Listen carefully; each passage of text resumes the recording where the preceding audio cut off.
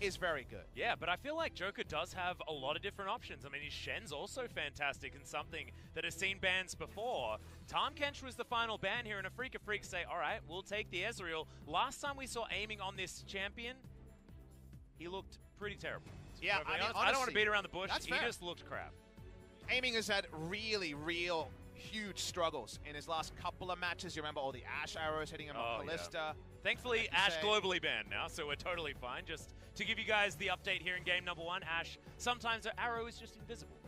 So, she's not going to be played. And remember the champion he had the struggles on? It was against Azot. Yeah. His Sivir timing on his spell shield was off, let's say, is the nicest way to put it. And then the panic flash into just dead. I don't think Sandbox is too concerned with giving up Ezreal. There's a lot of champions that can take priority against Ezreal. Whoa. Could be something shenanigans like a Jay spot lane. Could be a Draven that we know that Ghost loves to visit, not so much recently.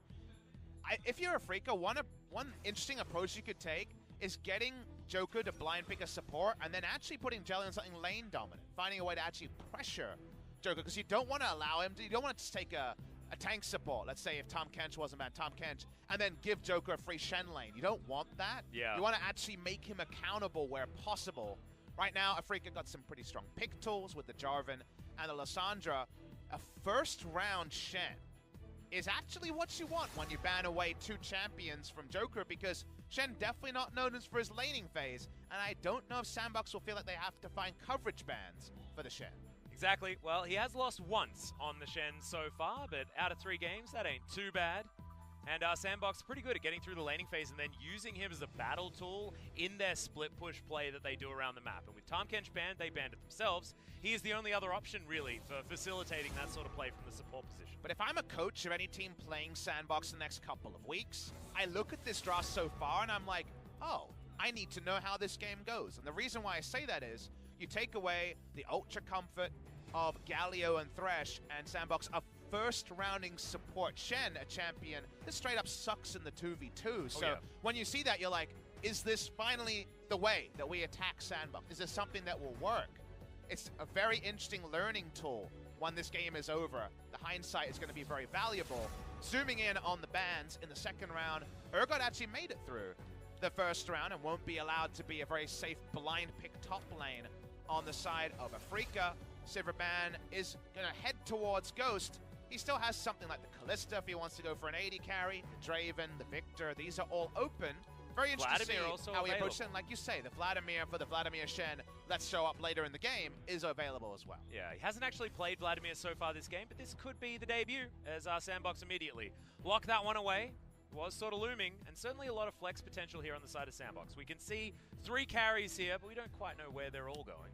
Now, it's Vladimir Shen, most likely as a duo. Of course, Shen can flex, but it's a support so far, effectively, in 2019. Yeah. And it's also Ghost's Vlad. And you noted that it's his first time playing this season. Let me tell you a story about Ghost Vlad. Is maybe we'll have a lane Sejuani or Jarvan in this game. Did you name change to Dread? What is happening here? I'm guessing this might be a lane Sejuani. I hope so. That'd be fun. Lane Sejuani happened, of course, in the EU LCS, or LEC, I should say, a couple of times, and Caps played it in mid, and in the actual LEC, it was top lane pick for Wander, so we'll get more information about that in a bit.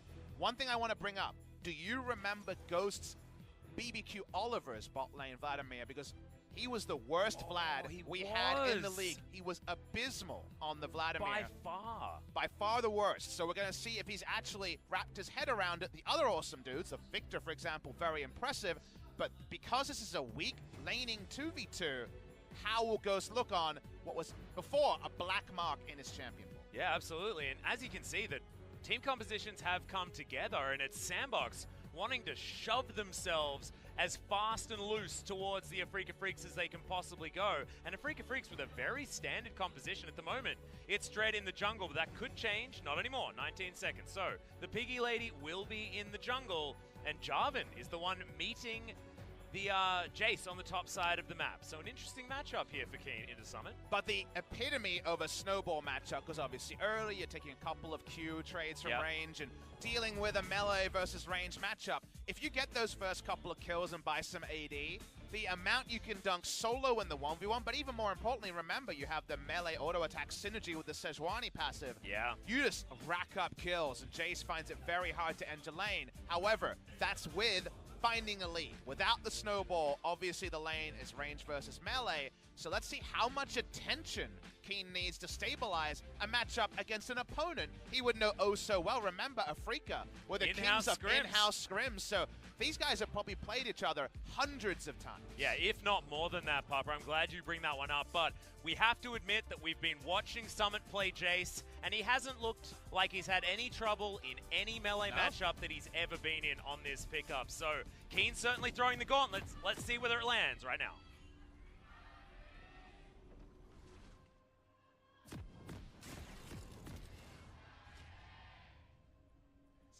Sandbox fans in full voice as we enter the Rift for game number 1.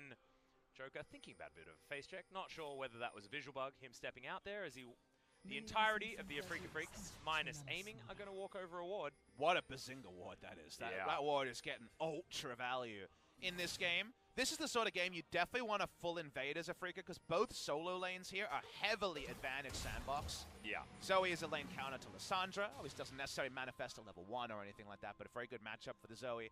And Jace versus Jarvan, something we've already explained.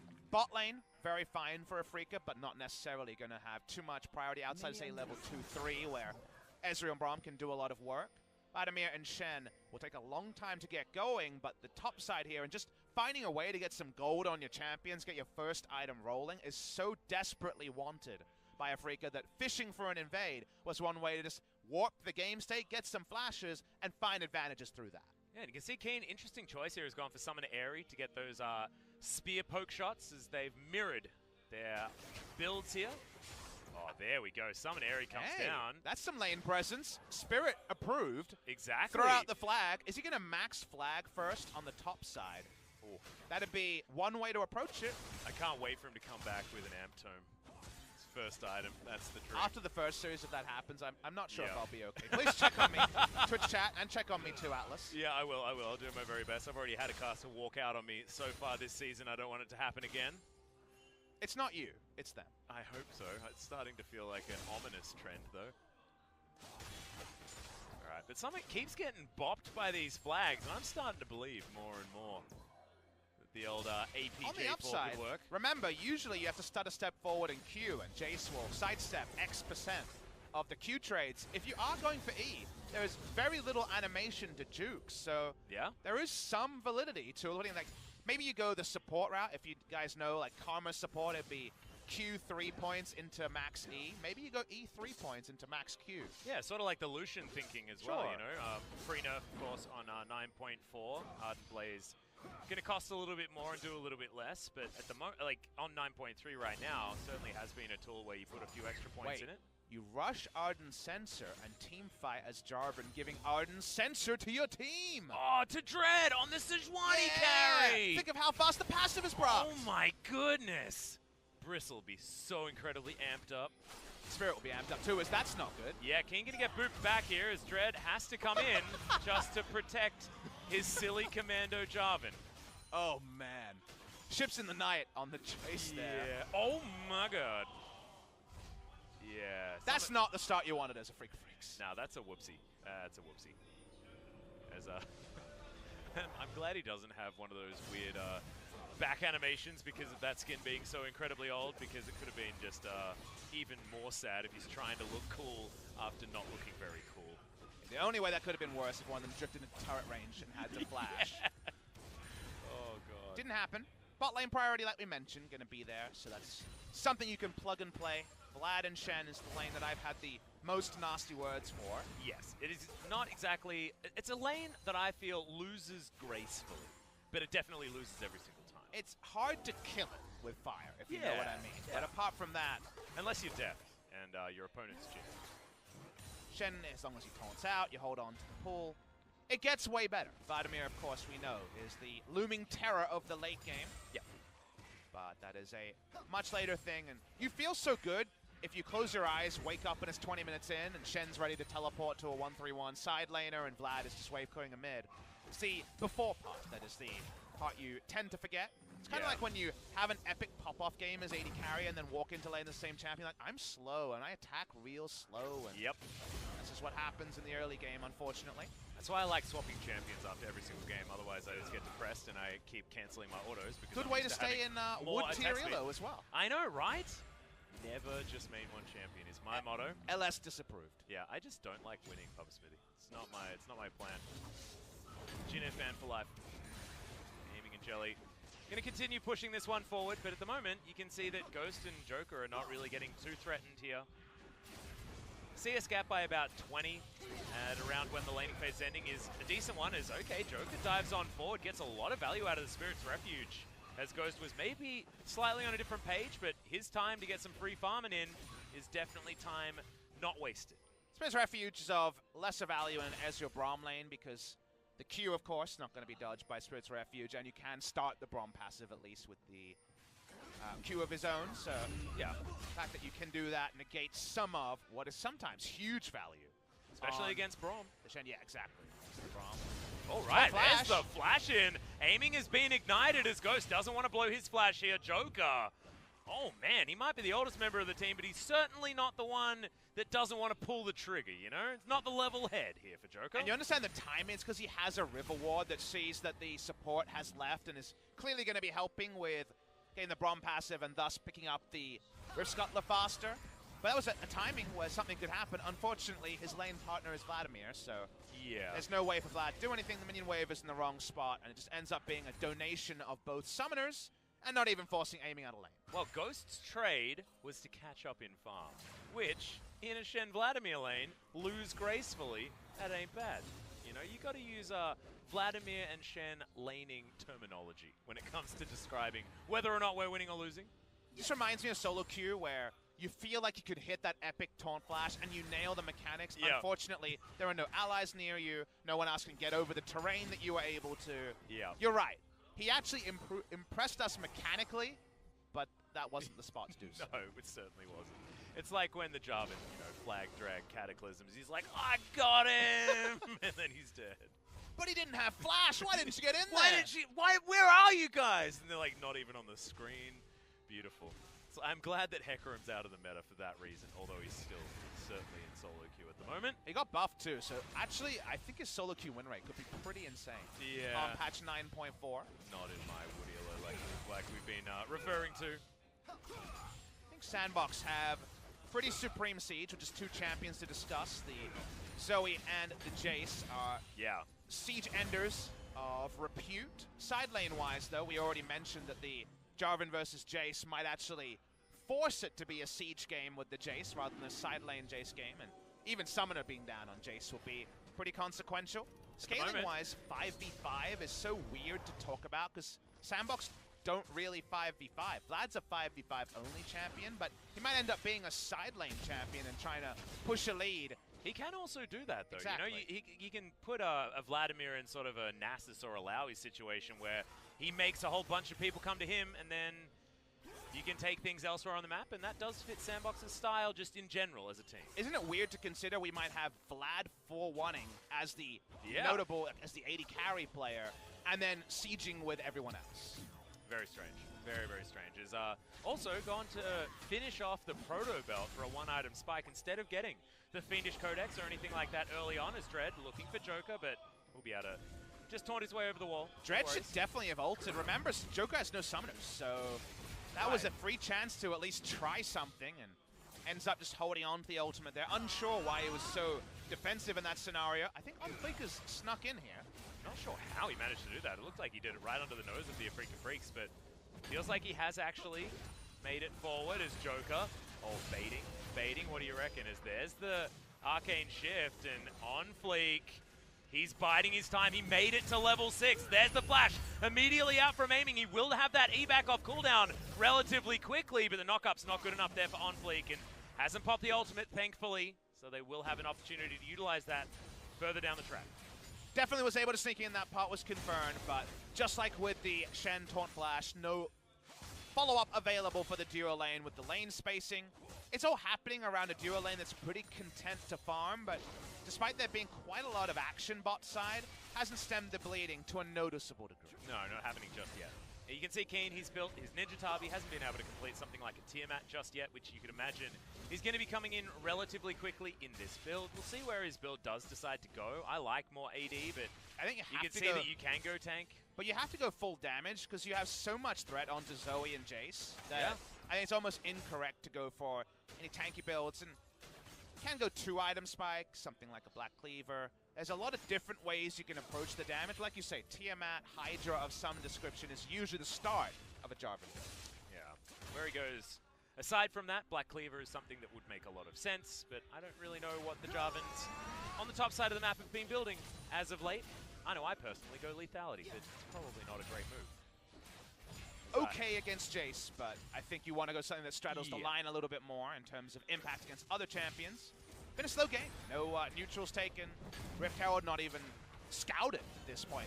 Not often it's 10 minutes 30 and there's no ward of any description on Rift Herald. Yeah, exactly. It's almost like these two teams are wondering how the heck it made it to 10 minutes because nothing's actually happened just yet. And Sandbox are a team that have generally been through at least 5 kills on both sides of the Rift so far in a game like this. And we should note, given it being Vladimir Shen, Wake Me Up when 20 minutes ends, does seem to favor Sandbox. They will have that mid-game window where they can actually get a fight, or if they can extend the lead around the Jace, or build a lead there. There are a lot of tricky things they can do in the non-interactive Vladimir laning phase. Yeah, Jelly going to have the Winter Bite on cooldown as Dread dives on forward now. Still hasn't thrown out the ultimate, but Jelly, he's going to throw out his. Joker will be falling. A lot of CC going down, though. Hemoplay getting some value from Joker up to the Infernal Chains. Pull back, Jelly, they're not ready for it. As Yucal down here on the bottom side will claw his way. Oh! Summit predicts it. And Sandbox even the trade. At the prediction there from Summit. Nicely done against his old squad. Down goes Yucal, not an old teammate, but someone he likes to add to the kills. A lot of action bot side. Seemed like Joker will give up his life up for nothing. They do exit with a kill. Yeah, Joker actually had his flash available, but his priority was trying to taunt up as many people as possible, and thankfully for Sandbox, they're able to take down Yucal. And if that's not the most Sandbox thing you've ever seen, I don't know what is. The support saying, well, I could get out, but nah, I'm going further in. I don't care if I die, even if it's first blood, if we can get anything back for it. Honestly, if you're flashing out there, you're going to die anyway, so save it for a taunt flash, thinks Joker, and it ends up being a smart call. He's back in the lane. Still has his ultimate available. Laning phase extends. Really nice little moment there for Summit. Justifies the teleport. Yeah, very nicely done. Let's have a look at it again. And watch the replay through all of this. Remember, it's Sandbox fighting before they like to. They want another 10 minutes of farming around this duo lane. Joker's super low, but gets a 3-man taunt that extends this fight longer. There is no decision to teleport for Keen. He's on a back timing as far as we can tell. Goes over the wall. Yucal doesn't take the max range of the E either. It's not about a fixed distance like a portal jump usually is. Yeah, he just wanted to get the heck out of there, right? And it gets punished by the EQ from Summit. Really nicely done there from Sandbox, but as the dust settles, it will be a slight advantage over to the Afreeca Freecs. And that kill going on to Dread will accelerate this Sejuani just a little bit. And keeping him in relevance against OnFleek will be important. Sejuani, of course, going to be able to farm out very, very quickly. And we can see Keen already does have that Tiamat built up. Where he goes next is the question mark. But because Summit left lane, the Jarvan's feeling a little bit better here, despite the fact that the one kill did go over to Summit. But this is a very good macro decision because they're starting the Rift Herald top side. Even though, because Summit doesn't have teleport, they know they can't respond to an Ocean Drake play. Yeah. But you just go around Summit, have the Shen ultimate, whether he's there in melee range or not, and make a play. Now, Ghost has walked up pretty damn far. Yeah, it's a very early pull there as well, as Ghost has to flash to get out of the way. Hemoplay does go down. There's the Stand United. The Shen's going to turn up, but that may have just delivered a kill over to the Afreeca Freecs. Aiming is going to grab his first of the game. And Joker gets out, and he's like, what the heck were you doing, Ghost? You got yourself killed. And that's one of those solo mistakes. As the macro lane assignment was right. Ghost walking up and saying, what's happening around this Drake? Was far too bold, Atlas. There was no need to walk around there. You're getting a Rift Herald pre-14 minutes on the top side. Joker doesn't die for it instantly. Still continues to sniff around. Kill goes the way of Afreeca needlessly by Sandbox. Yeah, and also, I mean, Ghost, quite a few mistakes there. Doesn't use Proto Belt, uses his pull way too early. Showing that we might be getting some of the notes of the old BBQ Ghost on the Vladimir that we saw in his Awesome Dude attempts last year. And it wasn't necessarily about laning phase, it was finding it impossible to find multi-man hemo plagues even when the enemy was grouped up. It was a lot of skill threading issues where he wasn't being able to use his E at every opportune moment. So we're going to have to wait to be convinced by Ghost, because positioning-wise, that was a pretty big mistake. Now, the maximum punishment is a 15-minute Ocean Drake, which is certainly not going to be the Drake you're looking for. A first spawn Ocean is great, but you want it 7 minutes in, not 15 minutes in. Yeah, the laning phase is pretty much over at this point. But they will be able to grab it, cycle to the next one, which will be Ocean number 2. If only you could get to 11 Ocean Drakes. It's not a thing that you can do. I think it's one that's pretty valuable for Sandbox, because then when we see a 4-1 of some description, Jason Zoe would love to have at least one Ocean Drake, especially after the buff. Oh, Yukal would like half of his health bar back again. He's not going to have it at this point in time. Barrier picked up from Dove. As he goes to take a turret shot, which is pretty perfect timing there, as the Rift Herald goes down in the mid lane, and Yukal, he's not exactly at a health position to actually make a play here. Or an item breakpoint. He has a revolver and Merc Treads, because he's trying to be respectful in a tricky lane. The poke starts, and while the Rift Herald doesn't get all the work done, just a little bit of standing turret HP in the mid lane left for Afreeca Freecs. And also just a lot of resources needed to defend against that Rift Herald to stop that outer turret from going down. So aiming now by himself, Ghost and Joker are going to get the shove in. And the Vladimir is up to at least some better items with the Sorcerer's Shoes and the Fetish Codex, heading towards that 45% CDR that we know and love. Farming out on Lissandra in a very tricky matchup really does remind us, though, of some of the Aurelion Sol play we saw from Fly yesterday. Picking up this roaming mid laner, which Yukal's been playing a lot, and a player with a lot of high expectation when he jumped onto Afreeca Freecs, a player who was so clearly hyped about joining a squad, famous for playing a lot of internal scrims and practicing a lot.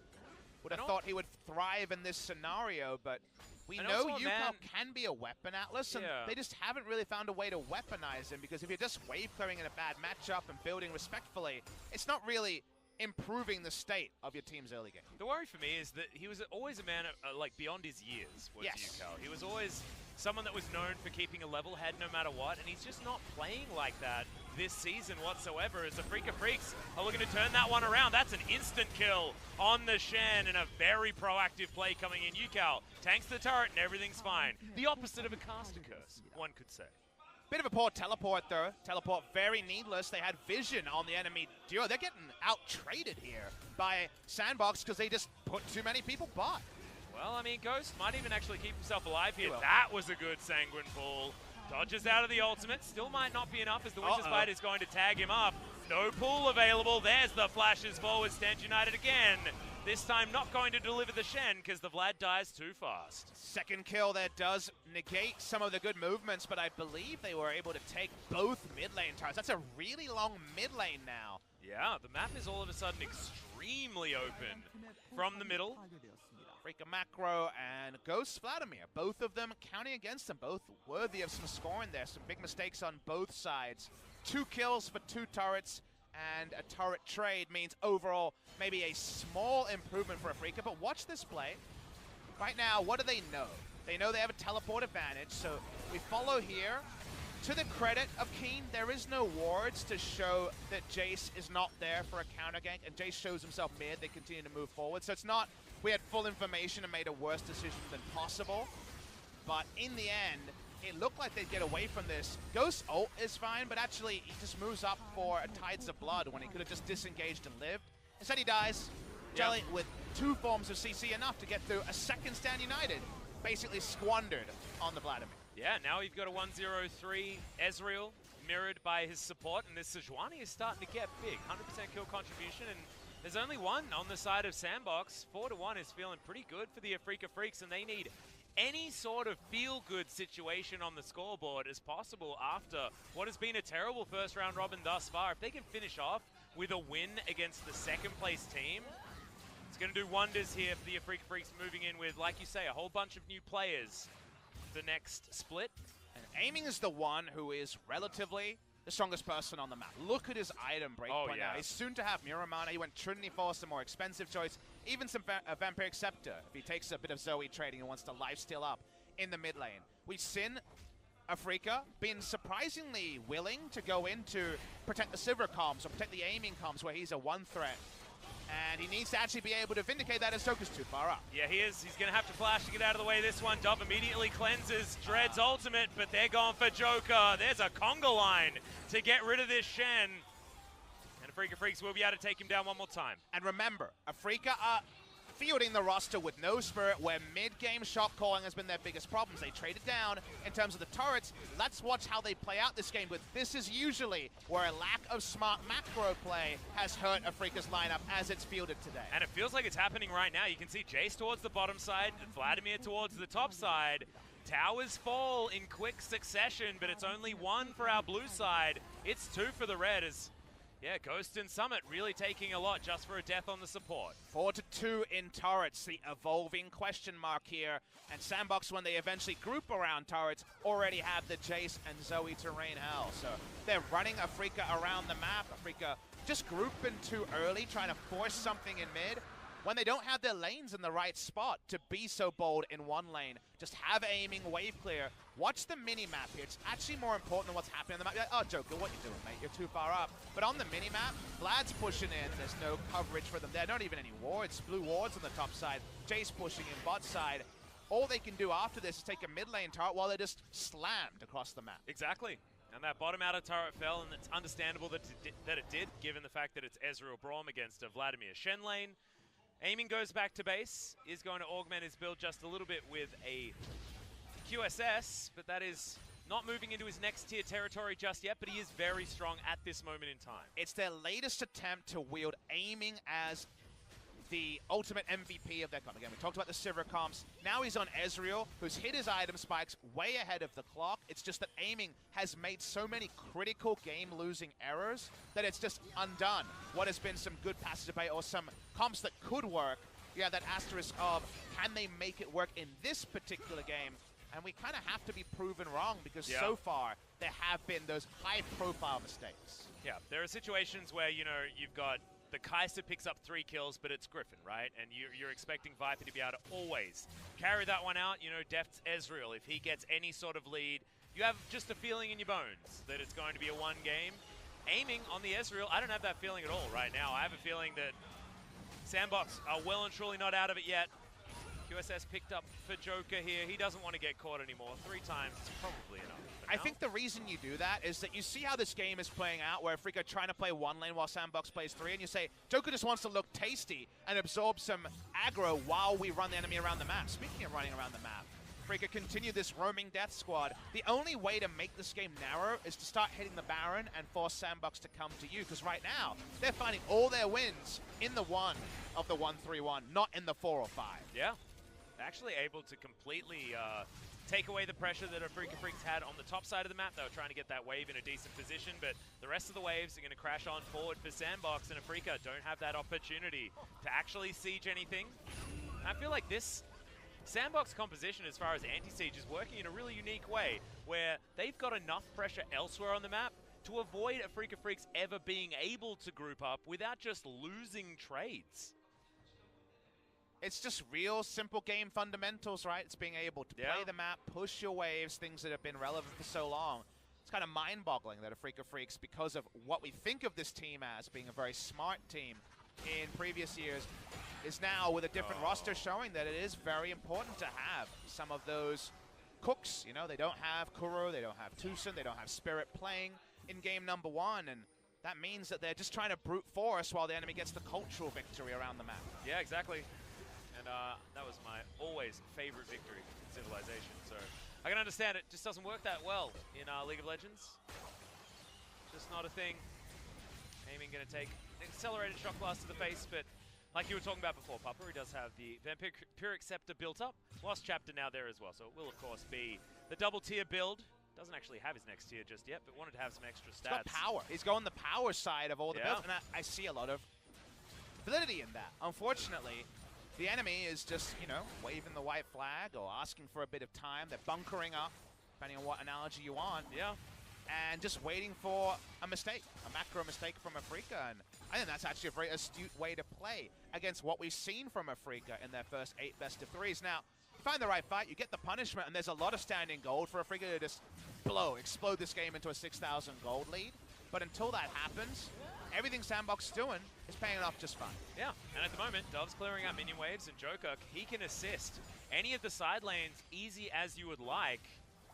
So the Afreeca Freecs just out of a lot of answers here. You can see Keen moving up the bottom side of the map, but actually changes his mind.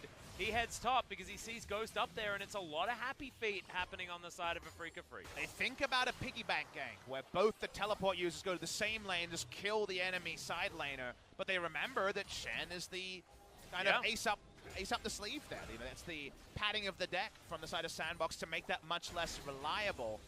You get really big value from Shen against Jarvan, because apart from the EQR, everything else is going to be negated by the Spirit's Refuge. So they think better of that. They go back to the side lane, and that plays once again to the hands of Sandbox. Yeah, and I like that you use that as a reference, because stacking the deck in your favor feels like exactly what Sandbox have done. They've lost every skirmish so far this game. Every sort of display of mechanics in League of Legends that normally wins you games, especially in your solo queue matches, has gone towards the Afreeca Freecs, but Sandbox are just winning by being at better positions on the map and taking everything that they possibly can better than the Afreeca Freecs. And all these talented mechanical players on Afreeca, they've got at least 4 of them. And Jelly is a solo queue star of his own, his aiming does take a burst there. Saying, I could kill him, we should fight. They're saying all those things, and they know they're at great item spots, but that has to be frustrating, because when it comes to stage play, no real wins to speak of. And when it comes to this game, they're just being ran around. Yeah, well, it's a chance now for the Afreeca Freecs to fight for this Mountain Drake, but not with aiming in the mid lane, and Yukal waiting to throw out that claw. Sandbox do find themselves relatively routed. Ultimate is going to land there onto OnFleek, but he has the World Ender. It'll take a while for them to kill him, and we'll see whether Dove can offer anything back in the meantime. Umbral Dash is up and available thanks to 9.3, and the Aatrox walks away. They don't invest any flashes. They don't feel like they can close out the kill. And that means that it's just another bloodless fight where Sandbox trades up. Another one to add to the cavalcade we've seen this game. The frustration, no doubt, is growing. And remember, we have a data point to refer to. We're sitting there halfway through, 30 minutes into game number 1 of the telecom war, saying maybe the experience advantage SKT has is going to manifest in a game-losing mistake. And then Zenit very much followed that up with a huge individual error. Any errors like that from Afreeca, and Sandbox are poised to just swoop in and take a Baron, and then drop Jace, Zoe plus Baron equals game ender push potentially.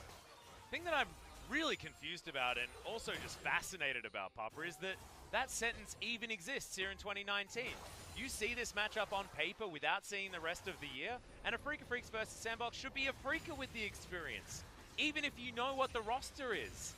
It's just absolutely insane that this team coming in from Challenger, the team that promotes second underneath Dam1 Gaming, are now second place here in the LCK, and we're using sentences like Sandbox is the team with all the experience and the level-headedness, as right now, Dread's been routed, and he's most likely going to go down. Yeah, there we go.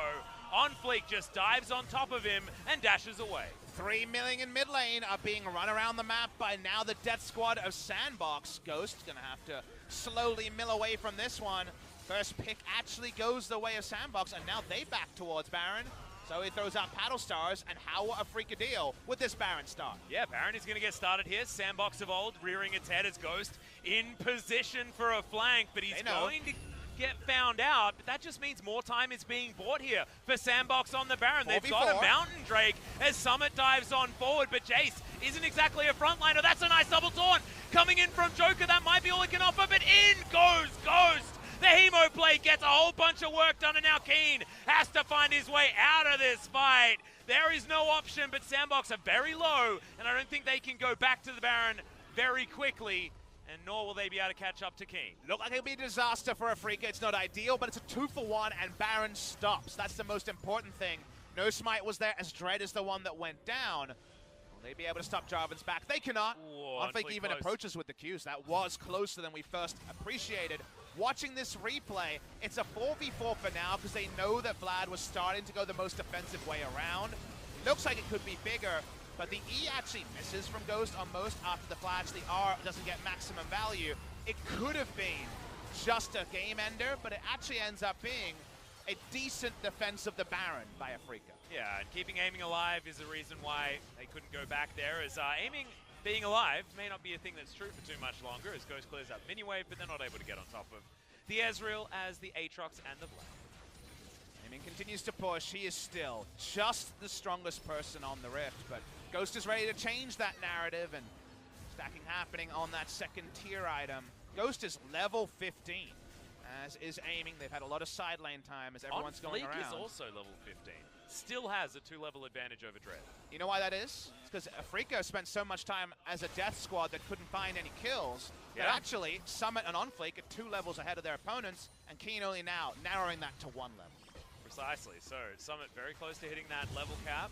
Sandbox wanting to throw this power around before it becomes irrelevant. Level 18s will be hit relatively soon, as Keen, trying to find an engagement, is going to dive straight on forward, but the baby cage, he's kicked out of his own cage.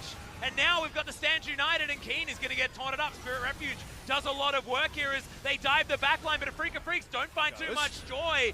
Ghost is running on forward, Dove is poking from the backline, and you've got Shock Blast flying in. OnFleek even survives, and Ghost grabs the first kill. Look at the explosion of magic damage in the backline, and this time the Jarvan ain't going anywhere. It's a double kill for Dove, and they're just chasing down the Afreeca Freecs. That's a triple kill. Can we make it a quadra? The answer's no. But Dread cannot defend this Baron. The moment you commit and don't get kills, Zoe and Jace can just rain down hell from range, and there's nothing you can do. No full disengage available for Afreeca. They stopped the Baron the first time. This time, they're losing multiple objectives.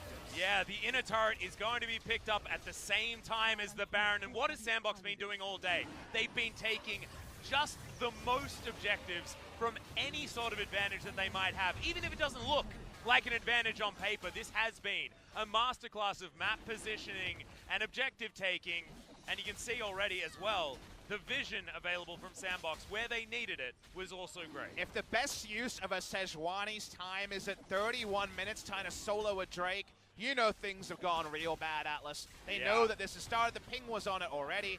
And I don't even know whether he can finish it. 2,000 health is not something he's going to be able to burst down, and he has to get out of the pit. Thanks for the leash, says Sandbox. Well, that was sad. Insults meeting injury a lot today, Papa Smith. That's a line we've said a couple of times, but could it be any more? They're best friends at this point. Exactly. Yeah, don't worry. It's like we don't even need to introduce them. It feels like, you know, that friend that you've introduced to your other friends like 600 times, and they've started to get really annoyed. Yeah, insult and injury are feeling like that right now. Definitely the first introduction was conducted today, and the eye rolls were had by many. Sandbox now have Jace, Zoe, and a Baron, and that's real bad for a Freak. Yep. Not to mention a Vladimir, who's also at a pretty decent point at this stage, and after having a couple of decent team fights, Ghost is making me a believer in the Holy Ghost that the LCK commentators and fans have been calling in. I think we need Spirit back in the lineup, but unsure if that's going to salvage anything for Afreeca. Looking to join the other world's representatives, marooned on 2 and 7. Yeah. They lose this series. Only Jinna is below them. This will mean that my ladder that I want moving up the wins column is one step closer to the truth. This Harmor Life is the next one that has to do something here, as Yukal taking a lot of damage on the top side. Infernal Chains means he's just dead. Not a chance to use anything there. The ultimate, even on cooldown, not sure where he used it. It goes, oh my god, the amount of health! He was just yo-yoing. His on-fleek is going to go golden. Doesn't actually pop the GA. Has used the ultimate already as Ghost dives forward. See you aiming. You are not doing anything, my friend, as he gets onto the fountain, but I don't think that's far enough away from a Sandbox Gaming, who were 1 and 4 for the majority of this game. The slowest early game we've seen from this team, and methodically crush Afreeca Freecs under their boot. These are words that are very good summations of a game that, like you say, preseason and the reality, oh so different. Running around Afreeca Freecs, trying to unleash a death squad that was just no one ever home for the side of Sandbox. They kill Ghost a couple of times. They try to pick the Shen, but the moment Shen got a QSS, he could actually just be that tasty bait. No one home for the actual punishment. And every time they try to run this roster that Afreeca clearly think is the way forward, They are completely battered around and understand that there's so much work to be done to actually make it stage ready for the LCK. And I think it's worse than what we were talking about, because we're talking about this Afreeca Freecs squad finding an early game that actually works, but not necessarily having it together in the late game. They also don't have it together in the draft. And I mean, it feels like we're at the end of 2018 Afreeca when it comes to drafting, because what is this Sejuani even doing here? Like, why is she in the hands of Dread when we know Dread is a great carry player? The draft is not outright a huge problem. It clearly can be wielded in some ways. There were win conditions for this team, but the team couldn't play to those win conditions. Yeah. And that to me is even more worrying, is they drafted some cool champs and then tried a death squad and tried it again, and maybe the 5th death squad is going to work. Like, how many times do they have to be run around the map to understand that you need to start something and make the enemy come to you? They never made that decision, and you see the gesticulation from the coach. Lots of rotations being just signified there, and I think that's what happened here. They ran around the enemy, and that was the best way to play this team comp, because at worst, they run around the enemy while they're trying to kill people, and Vladimir farms to be able to match Ezreal later. At best, you get all these free objectives, and you have the gold ahead of schedule. Yep, exactly right. And you can see, just nonchalant, just chilling back there. Summit especially is just so incredibly calm. Yep. Ready to go into the next one, and you thought that maybe there'd be some nerves there up against Keen, a man that he played behind for a very long time.